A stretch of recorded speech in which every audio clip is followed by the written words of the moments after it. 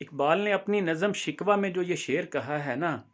کہ قوم اپنی جو زر و مال جہاں پر مرتی، بت فروشی کے عوض بت شکنی کیوں کرتی، اس میں تاریخی اس واقعے کی طرف اشارہ ہے کہ سلطان محمود غزنوی نے جب سومنات پر حملہ کیا تو وہاں کے ہندو پروہت جو تھے یا جو پجاری تھے، انہوں نے ان کو پیشکش کی کہ آپ اس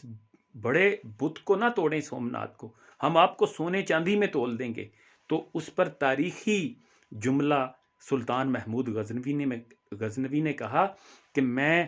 بت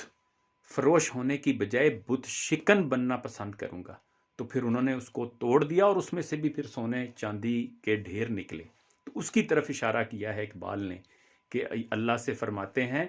کہ قوم اپنی جو زر و مال جہاں پر مرتی، بت فروشی کے عوض بت شکنی کیوں کرتی۔